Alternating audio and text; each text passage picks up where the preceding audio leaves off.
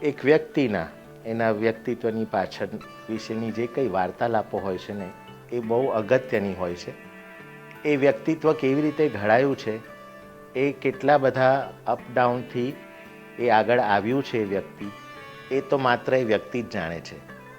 વાર્તાલાપ એક એવો વિષય છે કે જે એકમેક સાથે જ્યારે આપણે એકચ્યુઅલ ફોર્મમાં વાતો કરીએ છીએ ત્યારે તમે જાણી શકો છો કે એ વ્યક્તિ જે ધીરે ધીરે ધીરે આજે જે વ્યક્તિત્વ ધરાવી રહ્યું છે એ એણે કેવી રીતે એ સુંદર રૂપે એને હાસિલ કર્યું છે. અને ઘણી બધી વસ્તુઓ એવી હોય છે કે જે દેખાતી હોય છે એ હોતી નથી, અને જે હોય છે એ દેખાતી નથી.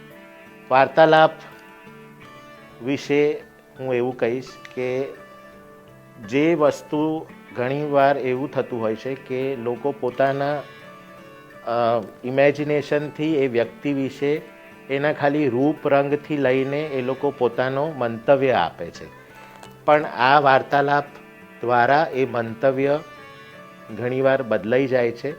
કારણ કે જે એકચ્યુઅલ એ વ્યક્તિ એ રંગરૂપમાં આવે છે એની પાછળ શું કારણ છે અને એણે કેવી એ જર્ની કરી છે એ તો માત્ર એ વ્યક્તિ જ જાણે છે.